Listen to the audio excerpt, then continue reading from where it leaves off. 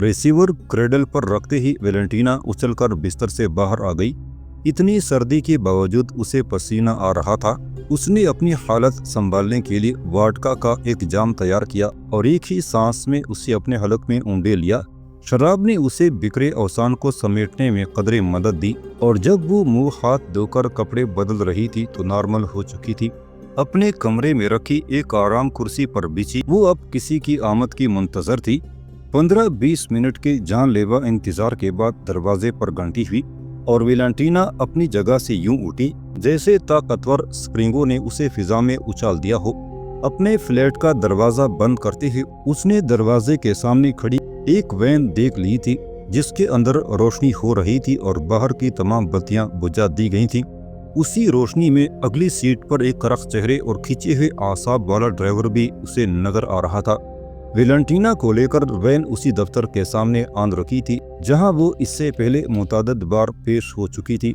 कमरे का दरवाजा हस्बे मामूल बगैर आवाज पैदा किए बगैर खोलकर वो अंदर दाखिल हो गई। कमरे में कैप्टन दरवाजे की तरफ पीठ करके खड़ा था। उसकी निगाहें खिड़की के बाहर बर्फबारी पर जमी हुई थी। वैलेंटीना के कदमों की चाप पर भी वो उसी पोजीशन में खड़ा रहा। उसने वैलेंटीना की तरफ घूमकर देखने की जहमत भी नहीं की थी। बहुत देर कर रही हो तुम कामरेड। वो अचानक वैलेंटीना की तरफ घूमा और उसकी आंखें वैलेंटीना को अपने जिस्म में धंसती हुई महसूस हुई। मैं कोशिश कर रही हूँ सर। वैलेंटीना ने अपने हलक को तर करने के लिए थूक निकला। अभी सिर्फ कोशिश ही कर रही हो। कैप्टन के लहजे में तमस्खुर के अलावा भी एक ऐसी धमकी पोशीदा थी कि जिसके तस्वर ही से वैलेंटीना की रगों में खून मुंजमद हो रहा था। अब इस केस को ख़त्म करो, कल शाम तक बहरहाल।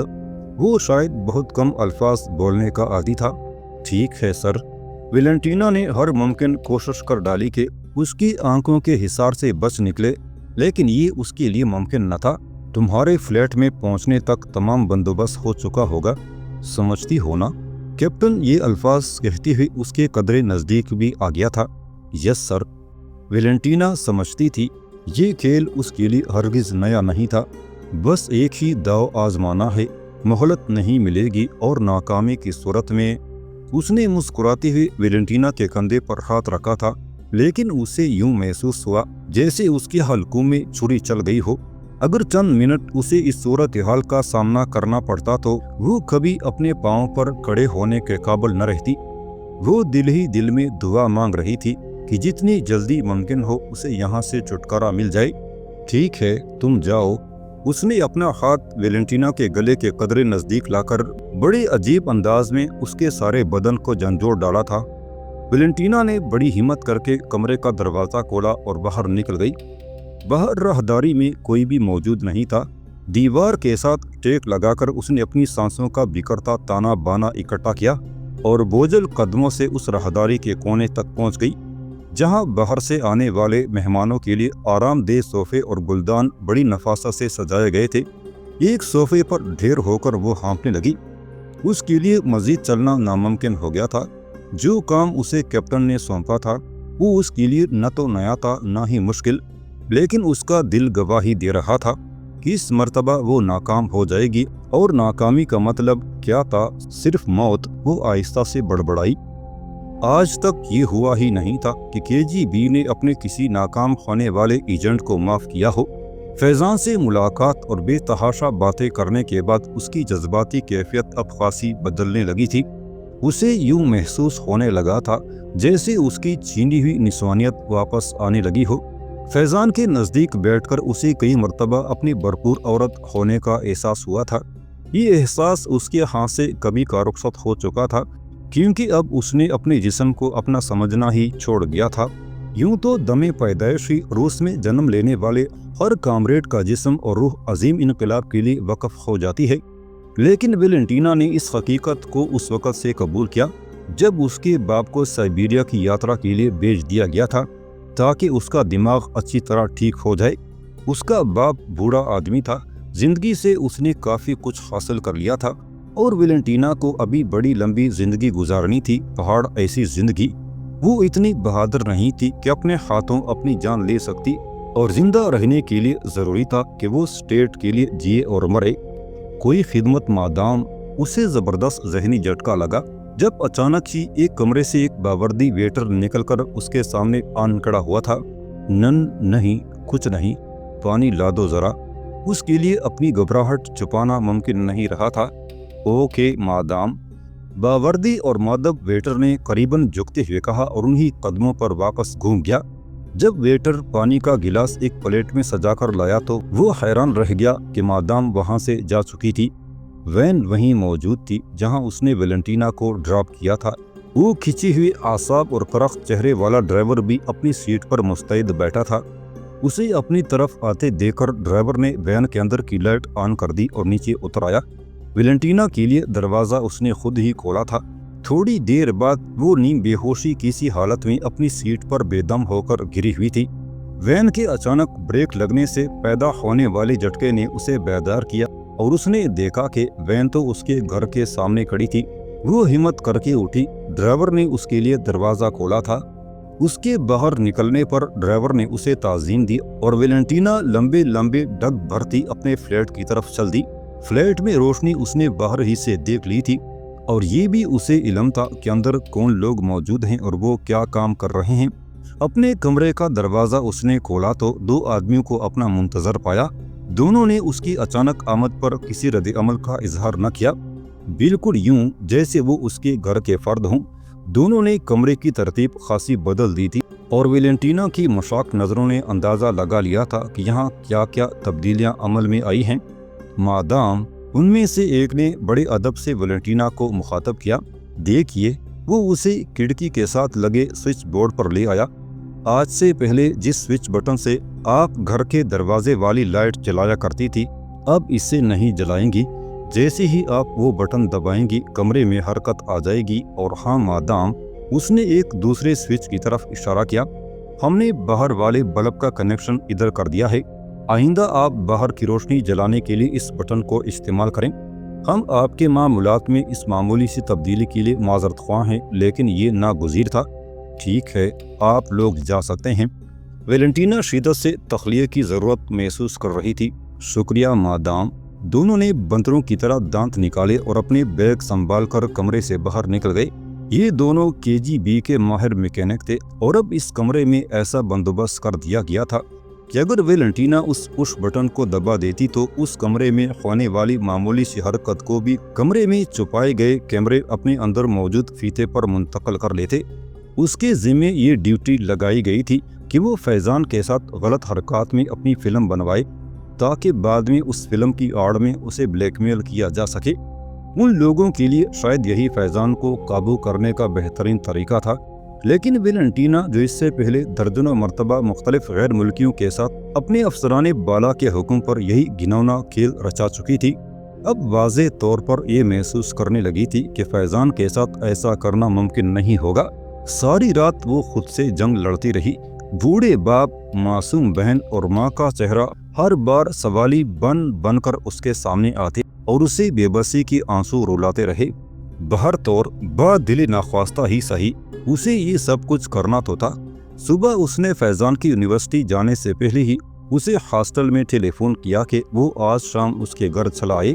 फैज़ान को आज से पहले इस तरह की दावत वेलेंटीना की तरफ से कभी नहीं मिली थी, गो कि वो अब तक कई दफ़ा उसके घर जा चुका था। लेकिन आज वेलेंटीना ने जब उसे अचानक ये दावत दी और मजीद कोई तफसील बताए बगैर फ़ोन बंद कर दिया तो वो कुछ गड़बड़ा कर रह गया। कहीं खुदा न ख्वास्ता वो किसी चक्कर में तो नहीं फंस गई, उसने सोचा और फिर खुद ही उस सोच को जहन से झटक कर अलग करने की तदबीरें करने लगा। यूनिवर्सिटी जाते ही उसने हतीर वसा ये कोशिश की थी कि उसका आमना सामना यास्मीन से न हो और उसे अपनी कोशिश में कामयाबी भी नसीब हुई थी। छुट्टी के बाद उसने एक मकामी थिएटर का रुख किया। उसे सबसे ज़्यादा कोफ्त अगर कभी होती थी तो थिएटर में आकर, क्योंकि सिवाय सुर्ख परेरों और खूनी कलमात के और कुछ उसे सुनने या देखने को नहीं मिलता था। फैज़ान ने महसूस किया कि आज वेलेंटीना वो नज़र नहीं आ रही थी जिससे उसका अब तक साबिका रहा था। उसने आज से पहले न तो कभी ऐसा बेहुदा लिबास पहना था, न ही कभी खुद को नुमाया करने के लिए ऐसी ऊंची हरकत की थी। अपने फ्लैट के दरवाजे पर वेलेंटीना ने गो के फैज़ान का इस्तकबाल मुस्कुराते हुए किया, लेकिन उस मुस्कुराहट के पीछे क्या क्या तूफान पोशीदा थे। اس کا احساس فیضان کو نہ ہو سکا۔ وہ تو حیرت سے ویلنٹینا کو بس دیکھتا ہی رہ گیا تھا۔ کیا دیکھ رہے ہو فیضان؟ ویلنٹینا نے اس کے سامنے ایک کرسی پر ڈیر ہوتی ہوئی کہا۔ تمہیں دیکھ رہا ہوں، کیا ہو گیا ہے تمہیں؟ تم تو… ہاں فیضان، میں ایسی نہیں تھی، ویلنٹینا نے اس کی بات کاٹتے ہوئے کہا۔ یہی کہنا چاہتے ہو نا تم؟ اس کی آواز برا گئی۔ فیضان واضح طور پر یہ محسوس کر سکتا تھا کہ اس کا گلا روند گیا ہے، لیکن اس نے بڑی ہمت سے اپنے آپ پر قابو پایا۔ مجھے یہ سمجھ نہیں آتی کہ آخر تمہارے اونچے آدرشوں اور عظیم انقلاب کا خواب ان لغویات کے بغیر مکمل کیوں نہیں ہوتا؟ یہ کیسا انقلاب ہے؟ تم لوگ آخر دنیا کو کیا دینا چاہتے ہو؟ کیا ایسی مصیبت آ گئی ہے تم لوگوں پر کہ ایک عظیم مقصد کے لیے ایسے گھٹیا اور خلاف انسانیت راستے اختیار کرنے لگے ہو؟ فیضان لاکھ ضبط کرنے کے باوجود بھی پھٹ پڑا۔ ویلنٹینا اور تو کچھ نہ کر سکی، بے بسی سے رو دی۔ اسے روتے دیکھ کر فیضان خاموش ہو گیا۔ نہ جانے اسے کیوں ایک پچھتاوا سا لگا تھا اس طرح کی گفتگو پر۔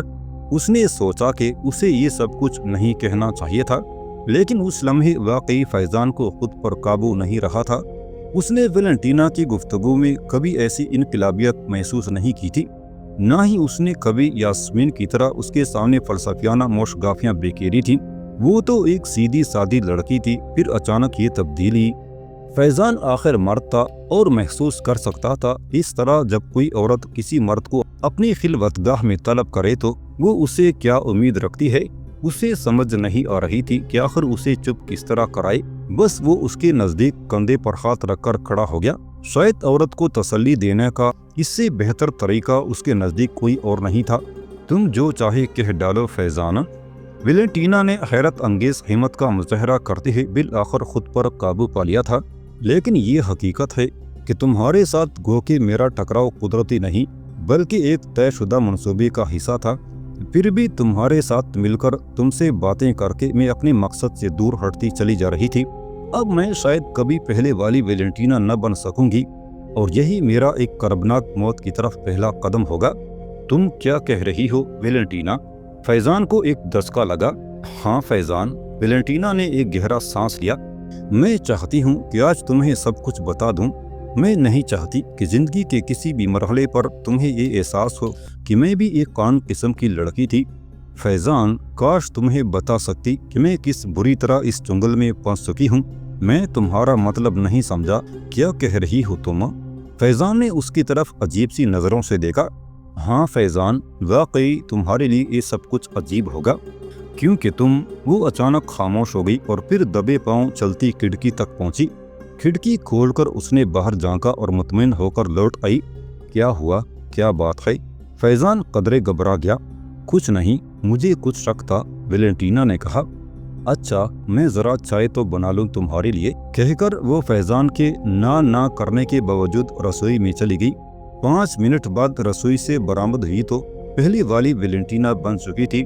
یہ 5-6 منٹ اس کی زندگی کے ساتھ سب سے زیادہ اذیت ناک لمحے تھے۔ اس دوران وہ اپنے آپ سے ایک طویل جنگ لڑنے کے بعد ایک فیصلے پر پہنچ کر مطمئن ہو چکی تھی۔ فیضان البتہ ابھی تک انہی الجھنوں میں گھرا ہوا تھا۔ اسے سمجھ نہیں آ رہی تھی کہ ویلنٹینا کے متعلق کیا رائے قائم کرے۔ فیضان، میری ایک بات مانو گے؟ ویلنٹینا نے چائے کی پیالی اس کے نزدیک سرکاتے ہی اسے خیالات کے طلسم سے باہر نکالا۔ وہ کیا؟ تم فوراً واپس چلے جاؤ؟ کیا مطلب ہے تمہارا؟ یہ میرے لیے کیسے ممکن ہوگا؟ فیضان گڑبڑا گیا، اور مطلب سمجھانے کے لیے ویلنٹینا نے اسے شروع سے آخر تک ساری کہانی سنا دی۔ یہ بھی بتا دیا کہ آج اسے کس مقصد کے لیے یہاں بلایا گیا ہے۔ اس کا مطلب یہ ہے کہ یاسمین کو بھی ان لوگوں نے… وہ بڑبڑا کر رہ گیا۔ ہاں فیضان، اسے بھی اسی مقصد کے لیے تمہارے ساتھ نتی کیا گیا تھا، لیکن ان لوگوں کو شک تھا کہ کسی بھی مرحلے پر شاید وہ پھسل سکتی ہے، اس لیے میری خصوصی خدمات حاصل کی گئی ہیں۔ اب وہ تمہارے ساتھ کیا سلوک کریں گے؟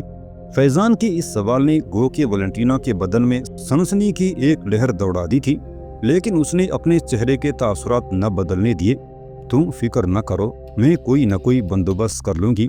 زیادہ سے زیادہ میرا تبادلہ یہاں سے کسی اور جگہ کر دیا جائے گا، لیکن تمہارے لیے کچھ بھی ممکن ہے۔ لیکن ویلنٹینا، میں تمہیں اس طرح چھوڑ کر جانا بزدلی سمجھتا ہوں۔ یہ کسی پٹھان کے شایان نشان نہیں۔ जज्बाती बातें मत करो फैजाना, हमारे पास यूं भी वक्त कम है।